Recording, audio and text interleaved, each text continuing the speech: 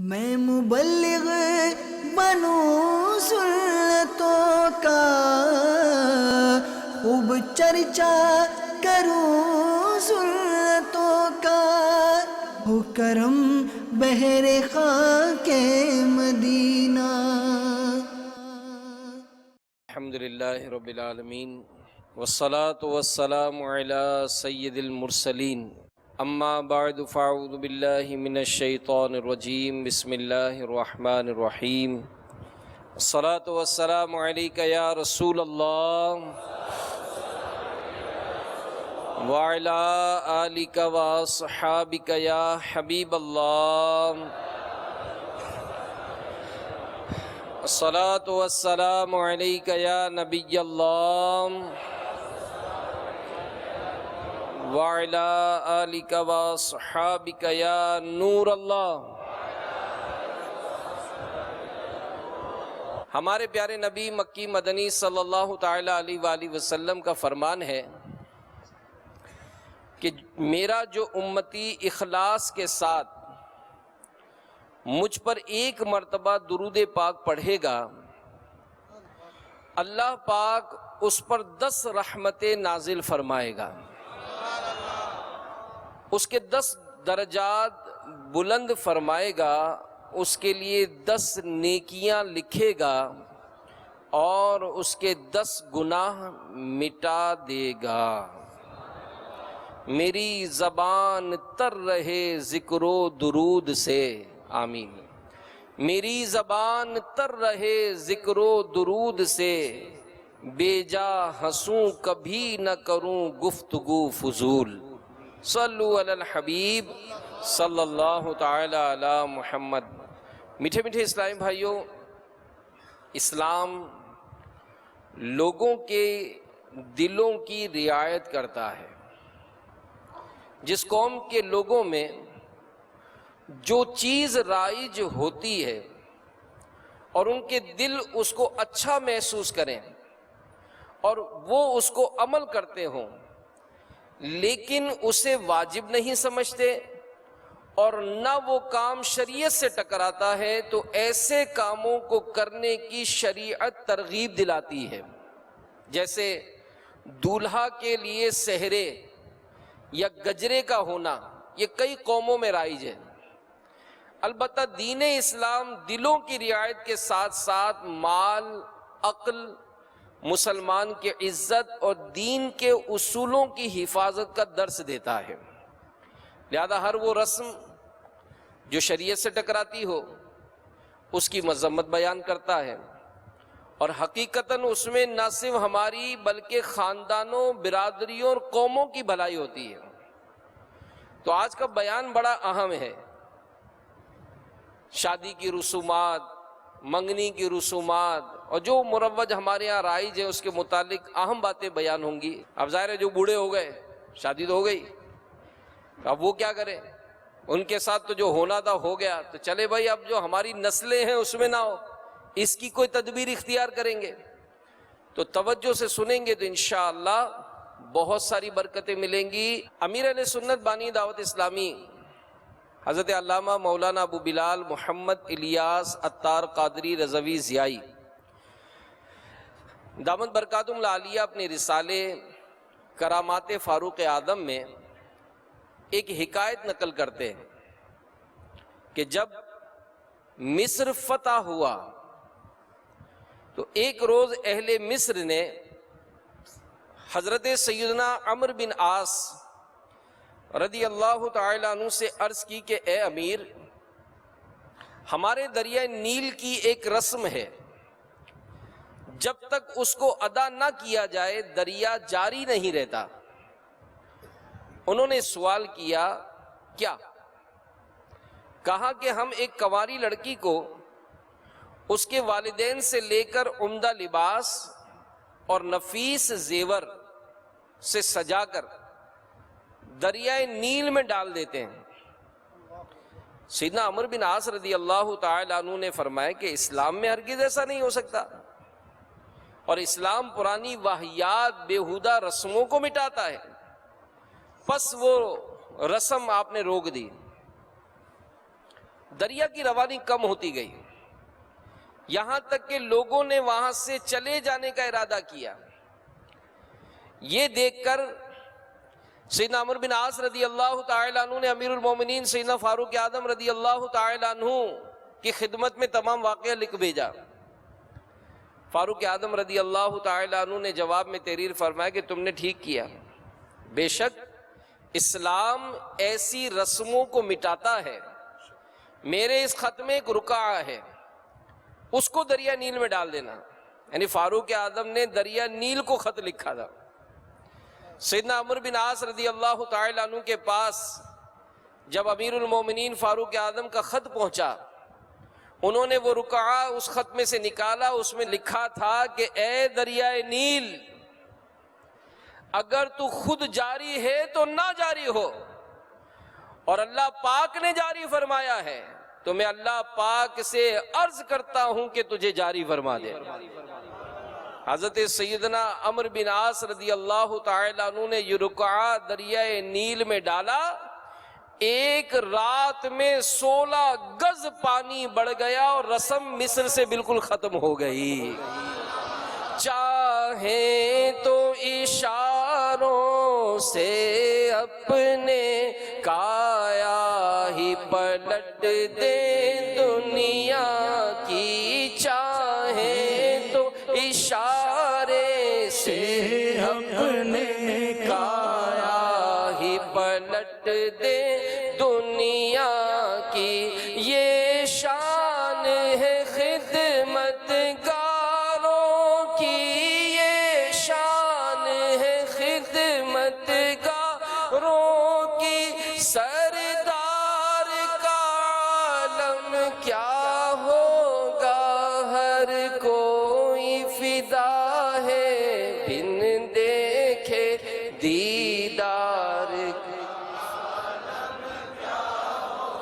مجھے ضمناً ایک بات یاد آ گئی، ہفتہ وار اجتماع میں رات اعتکاف ہوتا ہے، اور اس فیضان مدینہ کی جو بہت ساری برکتیں ہیں اس میں ایک برکت یہ ہے کہ یہاں پر سونے والوں کو پیارے حبیب پیارے مصطفیٰ کا دیدار بھی نصیب ہوا ہے۔ یہ بڑے کرم کے ہیں فیصلے، یہ بڑے نصیب کی بات ہے۔ تو میٹھے میٹھے اسلامی بھائیوں، سنا آپ نے کہ وجود کائنات میں اسلامی تعلیمات کا نور پھیلنے سے پہلے کیسی کیسی عجیب و غریب، دردناک اور غیر شرعی رسومات، خرافات یہ اپنے معاشرے کو لپیٹ میں لیے ہوئے تھے۔ مثلا جب دریائے نیل خشک ہونے لگتا تو اہل مصر کے لوگ ہر سال ایک جوان لڑکی کو زیورات سے آراستہ کر کے اس کے دریا کی بھینٹ چڑھاتے تھے، دریا میں ڈال دیتے تھے، اور یہ باطل نظریہ قائم کر لیا تھا کہ اگر ایسا نہیں کریں گے تو یہ دریا خشک ہو جائے گا۔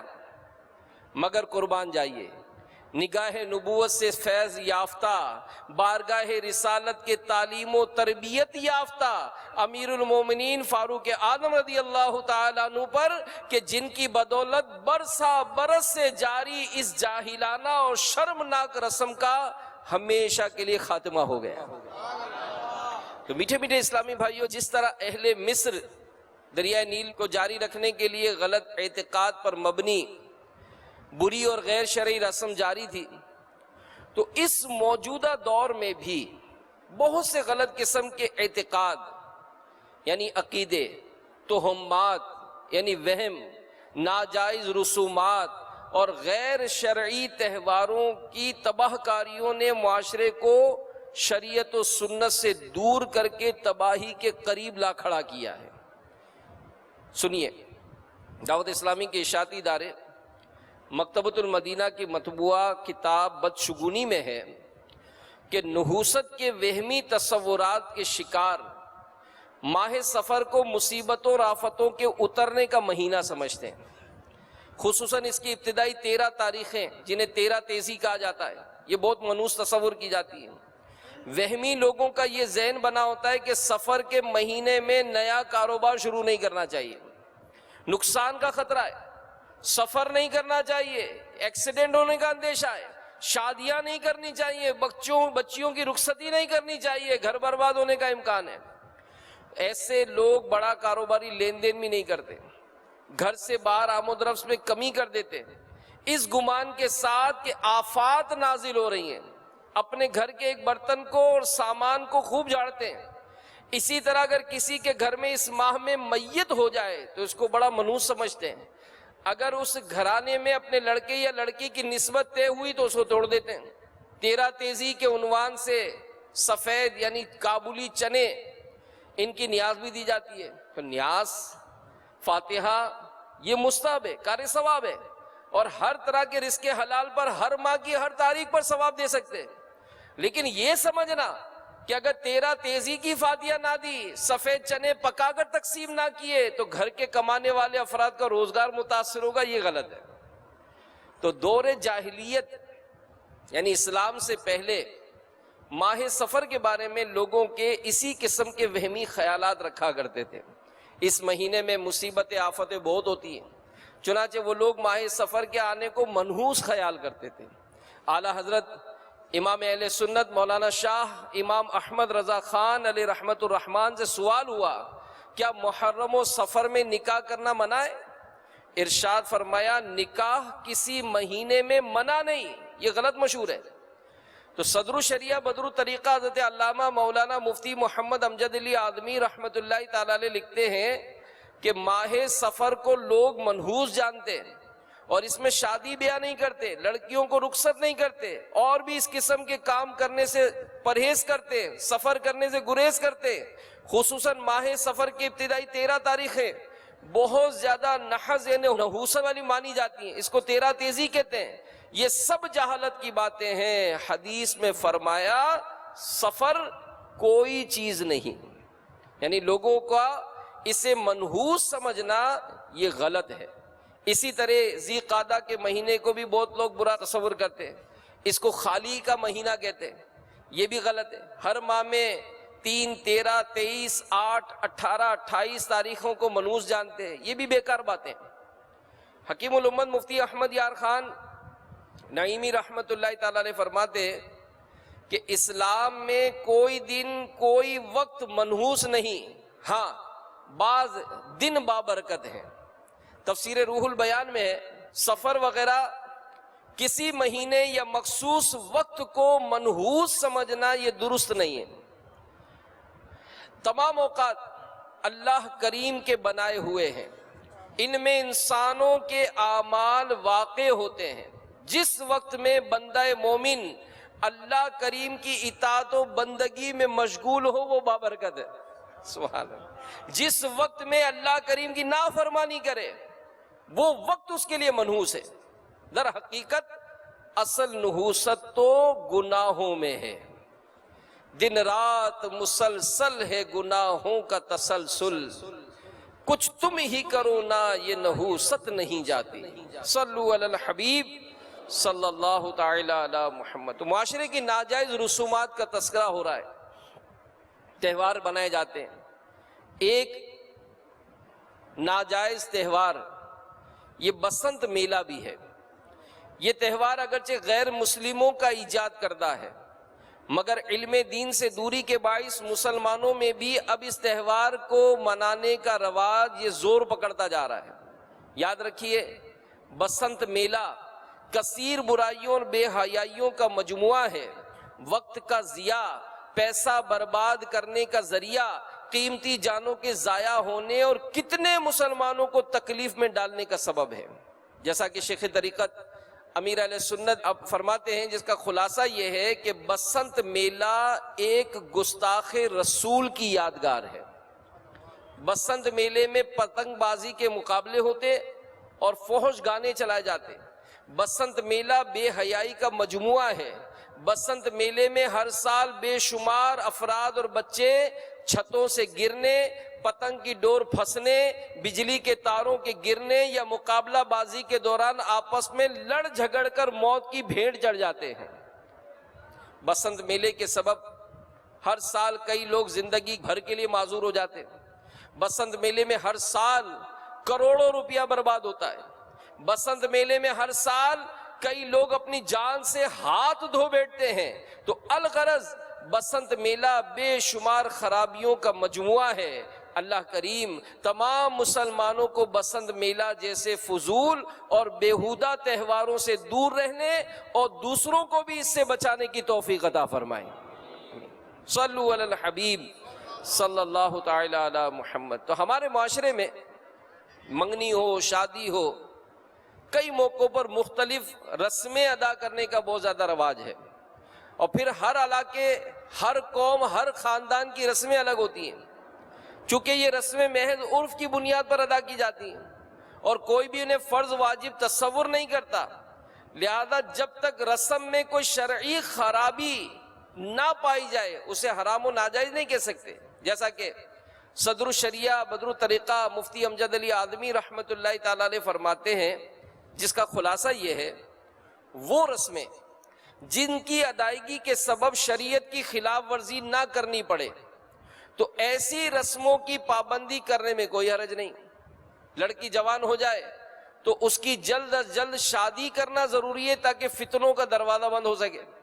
تو افسوس معاشرے کو رسم و رواج نے اس قدر جکڑا ہوا ہے کہ بعض خاندانوں میں شادی بیاہ کے موقع پر ناجائز رسمیں ادا کرنا یہ بہت ضروری سمجھا جاتا ہے، مگر ان رسموں کی ادائیگی کے لیے ان کے پیسہ نہیں ہوتا، لہذا اسی سبب سے وہ اولاد کی شادیوں میں بہت زیادہ تاخیر کرتے ہیں۔ بعض لوگ شادی کے رسموں کو ادا کرنے کا جنون سوار ہو جاتا ہے، تو ان رسموں کی ادائیگی کے لیے معاذ اللہ سود کی لعنت کو گلے لگا لیتے ہیں۔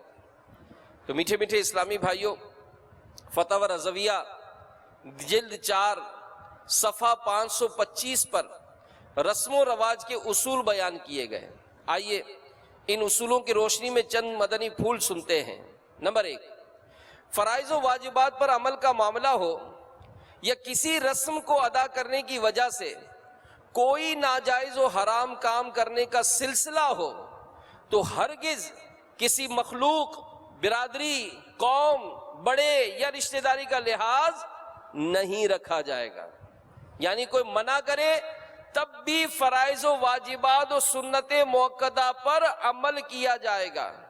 کوئی کتنا ہی کہے مگر مکروہ تحریمی اور ناجائز یا حرام کام نہیں کیا جائے گا۔ یہ بھی یاد رہے کہ اس طرح کے معاملے میں حد سے بڑھنے کی بھی شرعاً اجازت نہیں۔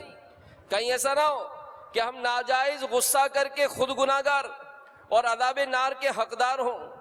مقولہ ہے، نجاست کو نجاست سے نہیں پانی سے پاک کیا جاتا ہے۔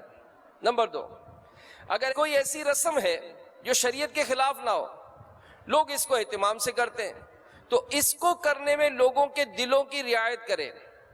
اگرچہ اس کے کرنے میں کوئی مستحب چھوٹ جائے کہ اس طرح کی رسمیں چھوڑنے سے دل تنگ ہوتے ہیں، نفرتیں پھیلتی ہیں، فتنہ ہوتا ہے، اور اس جائز رسم کو نہ کر کے لوگوں سے ہٹ کر چلنا شریعت کو پسند نہیں، لہذا مسلمانوں کے دلوں کی خوشی کا لحاظ کرتے ہوئے ایسے رسم و رواج کو پورا کیا جائے۔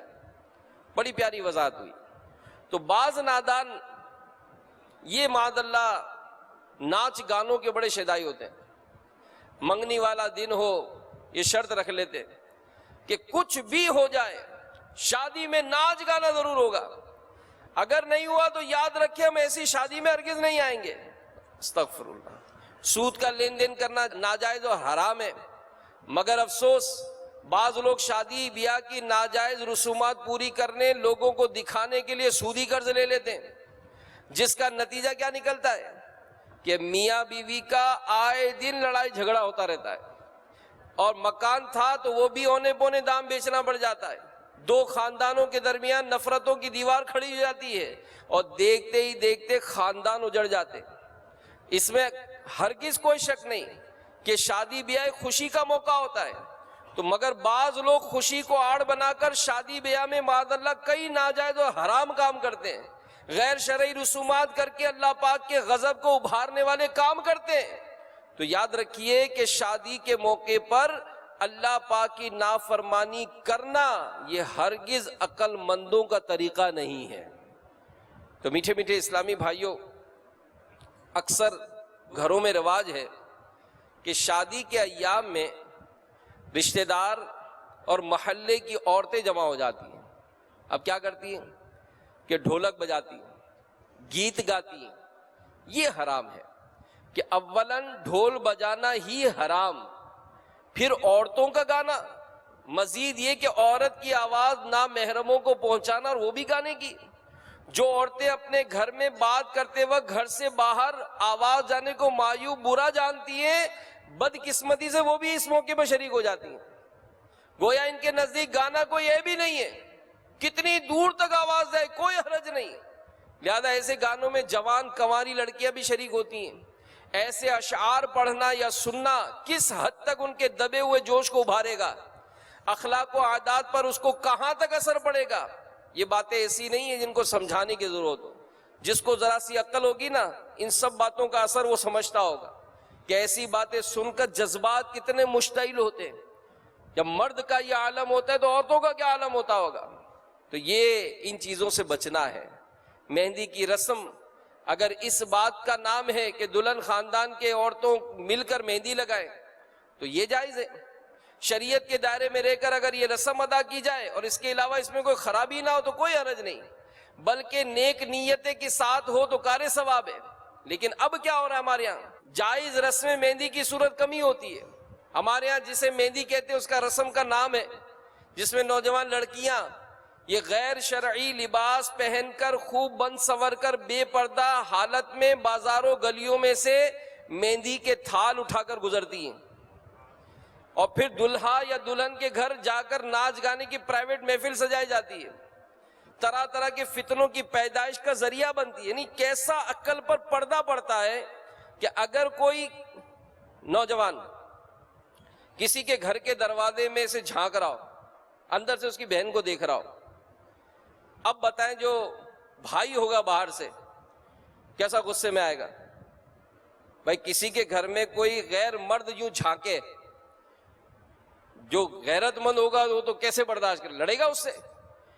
اب آپ سوچیں کہ یہاں تو لڑ رہا ہے، اب اگر شادی کی رسم ہے تو باہر سے ہی کسی کیمرہ مین کو بلایا جاتا ہے اور وہ گھر کی عورتوں کی مووی بنا رہا ہے، بلکہ ایسا موقع ہوتا ہے کہ گھر کے مرد قریب ہی نہیں ہوتے، وہ باہر کا آدمی عورتوں کے درمیان گھوم رہا ہوتا ہے کیمرہ لے لے کر۔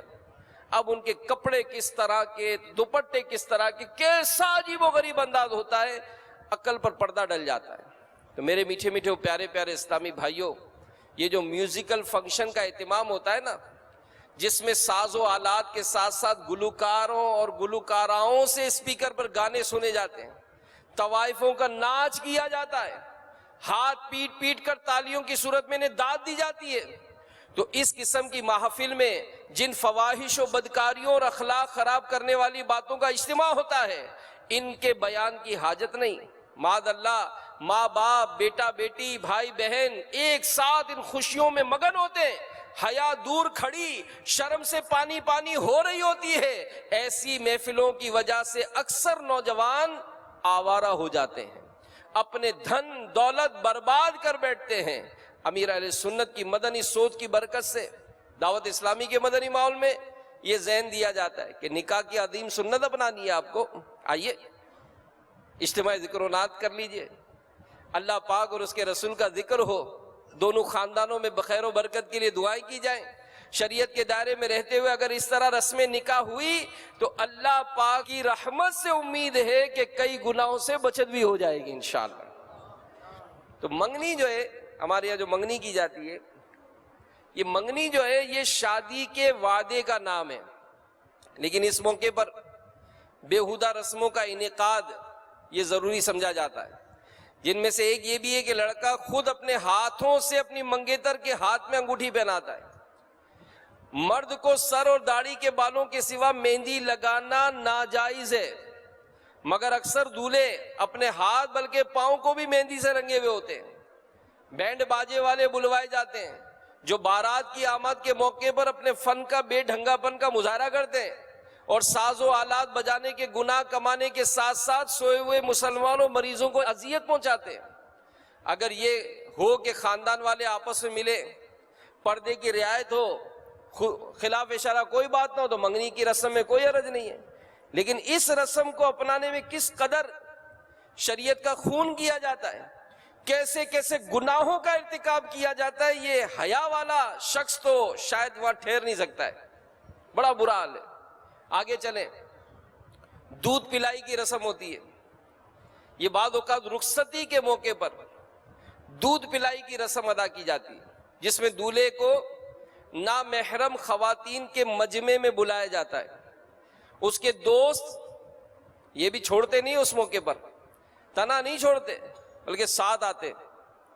پھر کوئی نامحرم نوجوان لڑکی اپنی ہم عمر لڑکیوں کے جھرمٹ میں دولہے کو دودھ کا گلاس پیش کرتی ہے.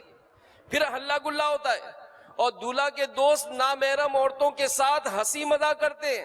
پھر آخر میں دولہے سے دودھ پلائی کا مطالبہ کیا جاتا ہے، جو عموماً اس کی حیثیت سے کئی گنا زائد ہوتا ہے. ایسے موقع پر بے پردگی کے علاوہ بہت تکلیف دہ مناظر دکھائی دیتے ہیں، لیکن یہ وہ آنکھ کہاں سے لائیں کہ جو اس بے حیائی کے منظر کو نوٹ کرے. وہاں تو دادا بھی تالیاں بجا رہے، ابا بھی تالیاں بجا رہے، بے شرم و بے حیا بھائی یہ بھی تالیاں بجا رہا ہے، بہنیں اس کی ناچ رہی ہیں، مستیاں ہو رہی ہیں، مذاق ہو رہے ہیں. لیکن اس موقع پر یوں سمجھنے کہ حیا کا جنازہ اٹھا ہوا ہوتا ہے اور ہمارے یہاں کوئی شرم کوئی غیرت نہیں ہوتی ہے. تو ناچ باجے، آتش بازی یہ حرام ہے. کون ان کی حرمت سے واقف نہیں، مگر بعض لوگ ان کاموں میں ایسے منہمک یعنی مشغول ہوتے ہیں کہ یہ نہ ہو تو گویا شادی نہ ہوئی. بلکہ بعض تو اتنے بے باک ہوتے ہیں کہ اگر شادی میں یہ شرعاً ممنوع کام نہ ہو تو کہتے ہیں شادی ہے یا کوئی موت میت کا گھر ہے، خوشی نہیں ہے، ہلا گلا ہی نہیں ہے، ناچ گانا ہی نہیں ہے، یہ کیسی شادی کر رہے ہیں آپ لوگ. تو یہ خیال نہیں کرتے کہ ایک تو گناہ اور شریعت کی مخالفت ہے، دوسرے مال کا ضائع کرنا، تیسرے تمام تماشائیوں کے گناہ یہی سبب ہے، اور سب کے مجموعے کے برابر اس گناہ کا بوجھ. سوچے جس نے اس طرح کا معاملہ کیا، جس نے گانے کی کیسٹ لگائی، اگر وہ خود سنتا ہے تو گناہ گار تو ہے ہی، لیکن اس کو سننے والے جو سینکڑوں کان ہیں ان سب کے مجموعے کے برابر اس کو گناہ مل رہا ہے. سوچے تو صحیح کہ میں کتنا بڑا وبال اپنے سر لے رہا ہوں، کتنا بڑا وبال. گھر کا سرپرست سوچے کہ اس طرح کی رسومات کو انعقاد کرنے میں یہ خود آگے بڑھتا ہے. بھائی شادی کا حال کون بک کراتا ہے؟ کیا گھر کی عورتیں جاتی ہیں شادی کا حال بک کرانے؟ یہ سارے جو ان کے جو تھالوں کی رسمیں ادا کرنے کے لیے سامان کون لاتا ہے؟ یہ گھر کے مرد لاتے ہیں. کیا ان کو اس بات کا احساس نہیں ہوتا کہ جب یہ ادا ہوگا کتنے گناہوں کا سیلاب ہوگا اور یہ سارے گناہ میرے نامہ اعمال میں لکھے جائیں گے؟ میرا بنے گا کیا؟ رب تعالیٰ ناراض ہوا، میرا بنے گا کیا؟ موت کے وقت قبر میں آخرت میں کیسے جواب دوں گا؟ ان سب کا احساس اگر کوئی پیدا کرتا ہے تو پھر ہی وہ بچت کی کوئی صورت نکالتا ہے، ورنہ کہتے ہیں نا بھائی ہم کیا کریں، ہم بہت مجبور ہیں. کیسے مجبور ہیں؟ کیسے ہوگا سارا معاملہ؟ میرے میٹھے میٹھے و پیارے پیارے اسلامی بھائیوں، شادی بیاہ ہو، خوشی غمی کی تقریبات، شریعت کی پیروی کرنے کا ذہن بنائیں. شریعت کی پیروی، معلومات لیں. گھر میں شادی کی تقریب ہے نا، آپ جہیز بنوانے جا رہے ہیں، آپ مکان کی فنیشنگ کرا رہے ہیں، آپ شادی میں جو کھانے پینے کے آئٹمز ہیں وہ گھر پر لا کر چیک کرائے جاتے ہیں کہ بھائی ہمارے یہاں یہ بریانی بنے گی، ذرا چیک کر لو، ایسی بریانی بنا لیں. جناب یہ رول بنائے جائیں گے، ذرا گھر کی عورتوں کو بھی چیک کرایا جاتا ہے بھائی کھا لیں یہ صحیح ہے. یہ سارے جھمیلے ہم اپناتے ہیں. مفتی صاحب سے بھی تو ملنے جا کر کہ مفتی صاحب اب تو اللہ کی رحمت ہے، دعوت اسلامی نے کیا نہیں دیا ہم کو، دارالفتہ اہل سنت بنا کر دیا. ہم جا کر پوچھے تو صحیح کہ مفتی صاحب گھر والے یہ رسم کرنا چاہتے ہیں، ہم کو کن باتوں کی احتیاط کرنی ہوگی، ہمیں کن باتوں کا لحاظ کرنا ہوگا. تو میرے میٹھے میٹھے پیارے پیارے اسلامی بھائیوں، جب تک یہ اٹیچمنٹ نہیں ہوتی ہے انسان اس سیلاب میں بہہ جاتا ہے.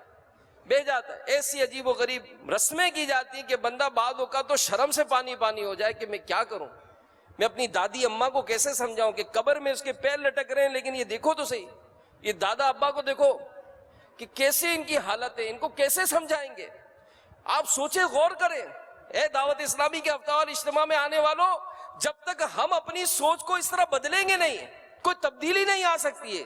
ہم کو احساس پیدا کرنا ہوگا کہ ان گناہوں میں مبتلا ہونے پر کہیں میرے بھائی کو موت کے وقت کہیں ایمان برباد ہونے کا سامنا نہ کرنا پڑے، میرے والد صاحب کی قبر میں کہیں اس سبب سے آگ نہ بھڑکا دی جائے، میری بہنیں میری ماں کو کہیں قبر میں سانپ اور بچھو نہ لپٹ جائے. آج ہم کو محبت ہوتی ہے نا اپنے ماں باپ سے، اپنے بھائی بہنوں سے محبت ہوتی ہے نا، اپنی اولاد سے محبت ہوتی ہے، ایک رات کا بخار ہمیں تڑپا دیتا ہے، جگہ جگہ اسپتالوں میں لے لے کر ان کو گھومتے، اپنی ساری جمع پونجی لگا دیتے اپنی اولاد کی صحت یابی کے لیے کہ میں اپنی اولاد کو دکھ و تکلیف میں مبتلا نہیں دیکھ سکتا۔ ارے دنیا میں نہیں دیکھ سکتے تو تصور کریں کہ قبر میں کیسے بچائیں گے اس کو، آخرت میں اس کا کیا معاملہ ہوگا؟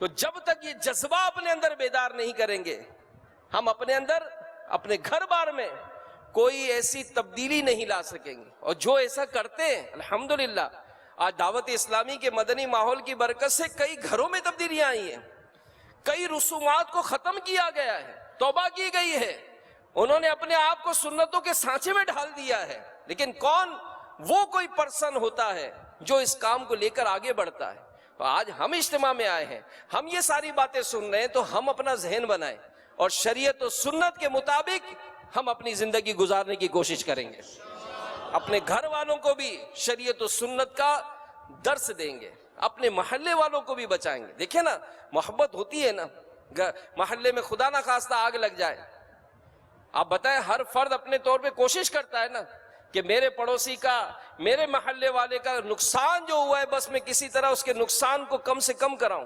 کوشش ہوتی ہے نا، بھاگ دوڑ کرتے ہیں نا، تو کوشش کریں۔ دعوت اسلامی نے یہی پیغام لے کر امیر اہل سنت آگے بڑھے، اور جنہوں نے امیر اہل سنت کی سوچ پر لبیک کہا آگے بڑھے ہیں، الحمدللہ انہوں نے اپنے طور سے اس معاشرے کو سنتوں کے سانچے میں ڈھالا ہے الحمدللہ۔ تو دعوت اسلامی کے تحت جو 12 مدنی کام ذیلی حلقوں میں رائج ہیں، ان میں پریکٹیکلی حصہ لیجیے۔ ایک مدنی کام جس کا آج تعارف ہوگا وہ ہے چوک درس۔ چوک درس مختلف بارونق مقامات پر جو ہے وہ چوک درس دینے کی سعادت حاصل کرے۔ چوک درس کیا ہے؟ چوک درس بے نمازیوں کو نمازی بناتا ہے، کیونکہ مسجد میں جو درس ہوتا ہے نا یہ تو نمازی سنتے ہیں، چوک درس بے نمازی سنتے ہیں، اکثر اس میں بے نمازی ہوتے ہیں۔ اگر آپ نے کوئی ایسا حکمت عملی امیر اہل سنت کے مدنی مذاکرے سنے کہ درس کیسے شروع کرنا ہے، کیا اس میں انداز اختیار کرنا ہے، کون سا مضمون اس میں چوائس کرنا ہے، اس انداز سے درس شروع کریں، لوگوں کی رغبت بڑھے گی، نماز کے فضائل، قرآن سیکھنے کے فضائل یہ بیان کرتے کرتے ان کو نمازی بنائیں۔ تو چوک درس بے نمازیوں کو نمازی بناتا ہے، چوک درس مسجد سے دور رہنے والوں کو مسجد سے قریب کرتا ہے۔ چوک درس کی برکت سے نیکیوں کی رغبت بڑھتی ہے، چوک درس کی برکت سے علاقے میں مدنی کاموں کی دھومیں مچ جاتی ہیں۔ چوک درس نمازوں کی پابندی کا ذہن بنانے کے ساتھ ساتھ علم دین کی بہت سی باتیں سیکھنے سکھانے کا ذریعہ ہے۔ ہمارے پیارے نبی مکی مدنی صلی اللہ تعالی علیہ وآلہ وسلم کا ارشاد، جو شخص میری امت تک کوئی اسلامی بات پہنچائے، غور کیجئے گا، جو شخص، کس نے فرمایا؟ ہمارے پیارے نبی نے۔ ہمارے پیارے نبی کا ارشاد سنیے، جو شخص میری امت تک کوئی اسلامی بات پہنچائے تاکہ اس سے سنت قائم کی جائے یا اس سے بد مذہبی دور کی جائے تو وہ جنتی ہے۔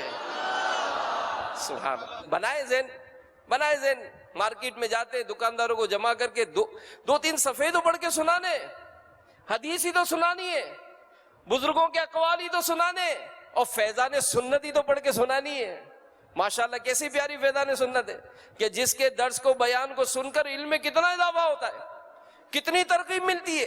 تو ہمت کریں، اللہ توفیق دے تو ذہن بنا لے کہ انشاءاللہ روزانہ کم از کم ایک چوک درس میں شرکت کروں گا انشاءاللہ۔ چلیں دینے یا سننے کی نیت کر لیں، دینے یا سننے کی نیت کر لیں کہ انشاءاللہ کم از کم روزانہ ایک چوک درس دینے یا سننے کی سعادت حاصل کروں گا انشاءاللہ۔ اللہ آپ سب کو میٹھا مدینہ دکھائے۔ باب المدینہ کراچی کہ ایک مقیم اسلامی بھائی کے علاقے کی مسجد کے باہر چوک درس ہوتا تھا۔ ایک دن حسب معمول چوک درس کے لیے اسلامی بھائی آئے۔ اب انہوں نے کیا کیا؟ دیکھیں یہ بھی ایک کام ہے، آس پاس لوگوں کو شرکت کی دعوت دی۔ ایک اسلامی بھائی نے آگے بڑھ کر قریبی رکشہ اسٹینڈ پر موجود چوکیدار راجو بھائی کو بھی دعوت دی۔ راجو بھائی دعوت قبول کرتے ہوئے مدنی درس میں شریک ہو گئے۔ درس کے بعد مبلغ دعوت اسلامی نے رقت انگیز دعا سے قبل درس سننے والوں کو پچھلے گناہوں سے توبہ کروائی اور دوران دعا حاضرین کی مغفرت کے لیے بھی دعا مانگی. دعا کے اختتام پر درس سننے والوں نے بآواز بلند درود پاک پڑھا. راجو بھائی نے درود پاک پڑھتے ہوئے انگوٹھے چوم کر آنکھوں سے لگائے, بلند آواز سے کلمہ طیبہ لا الہ الا اللہ محمد الرسول اللہ پڑھا. بے اختیار زمین پر گرے. ایک اسلامی بھائی نے آگے بڑھ کر انہیں اٹھایا تو اپنے خالق حقیقی سے جا ملے تھے. کوئی آیا پا کر چلا گیا, کوئی عمر بھر بھی نہ پا سکا. میرے مولا تجھ سے گلا نہیں, یہ تو اپنا اپنا نصیب ہے. اپنے نصیب کو جگائیں. کیا معلوم, زندگی بہت مختصر ہے. نگران شورا کے مدنی مشورے میں شامل تھے. ایک اسلامی بھائی 12 ماہ کے مسافر ہیں مدنی قافلے کے. بڑے جذباتی ہو رہے تھے وہ کچھ نیکی کے کاموں کے لیے کہ بس دعا کریں اس مختصر سی زندگی میں کوئی کام کر جائیں, زندگی کا کوئی بھروسہ نہیں ہے. یعنی وہ بتانے لگے کہ ابھی میں آ رہا تھا تو کہیں راستے میں کوئی سگنل پر یا کہیں کھڑے تھے, 30-32 سال کا نوجوان موٹر سائیکل پر تھا اور غالباً وہ سگنل پر کھڑا کوئی اس کے سینے میں تکلیف ہوئی اور وہ اچانک موٹر سائیکل سے گرا. لوگ قریب پہنچے تو بس وہ لگ رہا تھا کہ بس آخری سانسیں ہیں اس کی. اللہ ہم سب کو ایمان کی سلامتی نصیب فرمائے. اور زندگی مختصر ہے, اس مختصر سی زندگی میں نیکی کی دعوت کی دھومیں مچائیں. نمازی بناؤ تحریک دعوت اسلامی کی تحریک ہے. امیر علیہ سنت نے عطا فرمائی کہ ہمیں مسجد آباد کرنی ہے, نمازی بڑھانے ہیں, نیکی کی دعوت کی دھومیں مچانی ہے. اور دعا کریں کہ یا اللہ اس عظیم کام کو کرنے میں ہمیں قبول فرما لے. کام تو ہوگا, دین کا کام تو ہو ہی رہا ہے نا. دعوت اسلامی ہر سال 600 مسجدیں بنا رہی ہے. بھائی میرا کیا حصہ ہے, میرا کیا حصہ ہے؟ یہ کرنے والے کوئی جنات ہیں, کوئی فرشتے کر رہے ہیں, انسان کر رہے ہیں نا. میں کیوں نہیں ہوں اس میں؟ بھائی لاکھوں لاکھ مقامات پر درس بیان اجتماعات کا سلسلہ ہے, بیانات ہو رہے ہیں, مدنی قافلے سفر کر رہے ہیں. میرا کیا حصہ ہے؟ دین کا کام کسی کا محتاج نہیں ہے. میں کروں تو صحیح, رب کی بارگاہ میں گڑ گڑاؤں تو صحیح کہ مولا اپنے دین کی خدمت کے لیے قبول فرما. اے مولا امت کی اصلاح کے لیے مجھے قبول فرما. یہ جو معاشرے میں بڑھتے ہوئے گناہوں کا جو سیلاب ہے, اے مولا اس کو روکنے میں کسی طرح کام آ جاؤں. میرا بولنا کام آ جائے, میرا سوچنا کام آ جائے, میرا چلنا کام آ جائے, میرا کوئی بھی حصہ آ جائے, میرا مال قبول ہو جائے, میری اولاد قبول ہو جائے, میری جان قبول ہو جائے. مولا قبول فرما لے. گڑ گڑائیں تو صحیح نا, آئیں تو صحیح نا, تمنا تو کرے نا, کوئی تو خواہش تو پیدا ہونا کہ یار دنیا کے علوم فنون سیکھ لیے, دنیا کی ڈگریاں پا لی, میں نے طرح طرح کے لوگوں کو کورسز کرا دیے. نہیں سیکھا قرآن, نہیں سیکھا, نہیں سیکھا دین, نہیں سیکھا. ہمت کرے, آگے آ جائیں, بڑھے. بھائی کس طرح سیکھنا چاہتے ہیں آپ, کس طرح سیکھنا چاہتے ہیں؟ پہلے تو صرف سنا تھا نا مدرسۃ المدینہ بالغان کہ اس میں جاتے ہیں. اب تو مدرسۃ المدینہ بالغان والے آپ کیا آ کر پڑھا دیں گے. بھائی آپ کو آفس میں پڑھنا ہے, بتائیں, ہم آپ کو پڑھا دیتے ہیں. آپ کو دکان پہ پڑھنا ہے, آپ بتائیں, ہم آپ کو پڑھا دیتے ہیں. آپ کو اپنے آفس میں, دکان پہ, کہیں پر بھی پڑھنا ہے, ہم پڑھا دیتے ہیں. اچھا اسلامی بھائی نہ آئے, چلو بھائی آپ کو فون پہ پڑھا دیں گے. پڑھنے والے تو بنو, آئیں تو صحیح. آپ کی دعوت اسلامی جس کو امیر علیہ سنت 1980 میں لے کر چلے, الحمدللہ اس ولی کامل کا جذبہ تھا. مجھے اپنی اور ساری دنیا کے لوگوں کی اصلاح کی کوشش کرنی ہے کا عظیم مقصد انہوں نے جو پوری قوم کو عطا فرمایا, سب سے بڑے سپہ سالار یہ خود بنے, آگے بڑھے. تو آج دیکھیں کہ دنیا کے 200 ممالک میں آخر پیغام پہنچا ہی دیا نا. کرنے والے کریں, بڑھنے والے بڑھیں. تو آج الحمدللہ دعوت اسلامی نے سینما گھر لے کر مسجدیں بنائی ہیں, شراب خانے لے کر مسجدیں بنائی ہیں, کفار کی عبادت خانوں کو لے کر ان کو فیضان مدینہ میں تبدیل کر دیا ہے.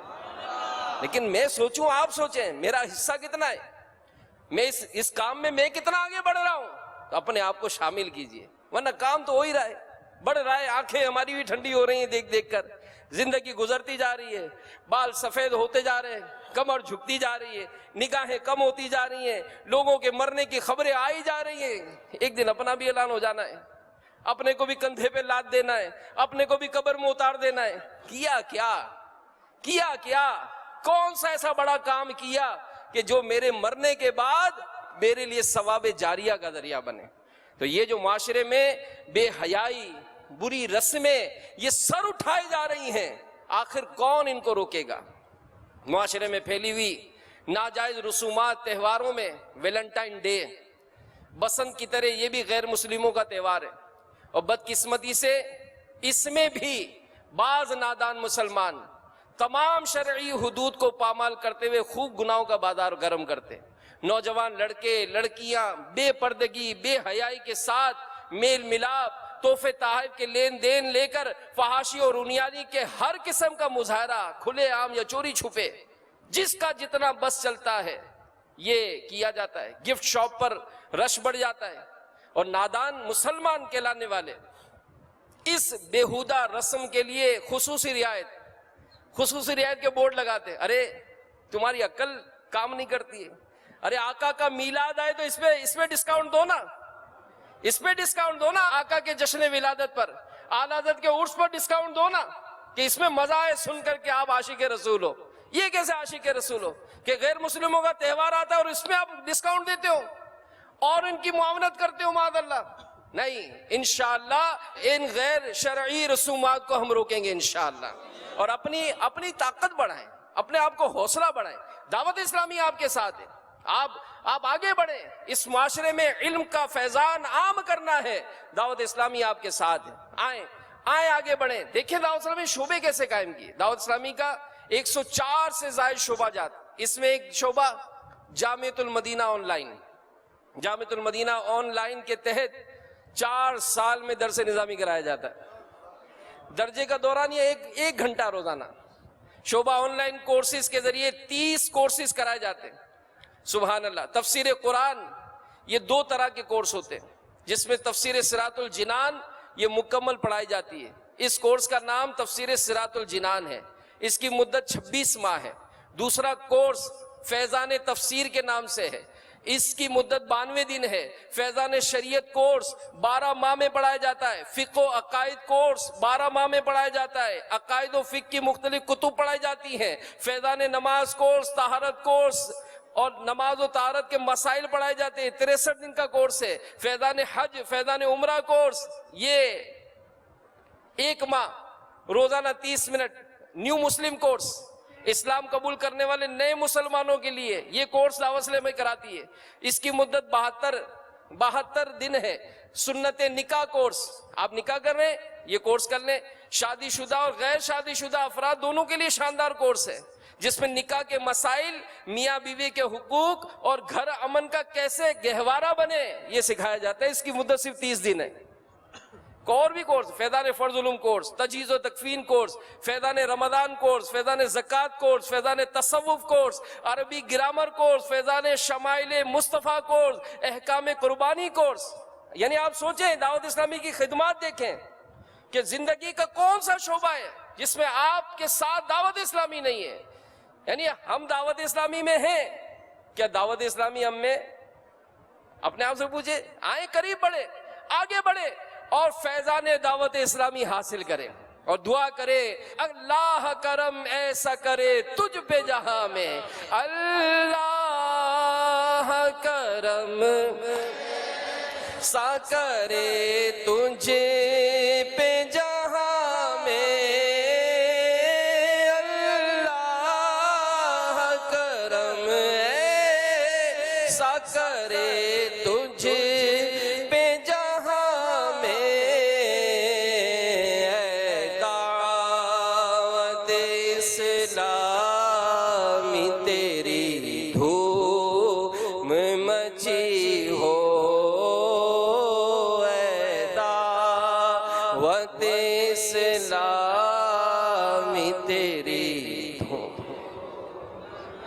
فیضان دعوت اسلامی، فیضان امیر اہل سنت۔ تو یاد رکھیے، شریعت کے مقابلے میں گمراہ باپ دادا کی پیروی کرنا حرام ہے۔ یوں ہی گناہ کے کاموں میں باپ دادا کی پیروی ناجائز ہے کہ بحکم حدیث اللہ کریم کی نافرمانی کے کام میں کسی کی اطاعت نہیں کی جا سکتی۔ ہمارے یہاں شادی، موت یعنی خوشی غمی اور دیگر کئی مواقع پر شریعت پر چلنے کو کہا جائے تو لوگ آگے سے یہی باپ دادا، خاندان اور برادری کے رسم و رواج کا عذر پیش کرتے ہیں۔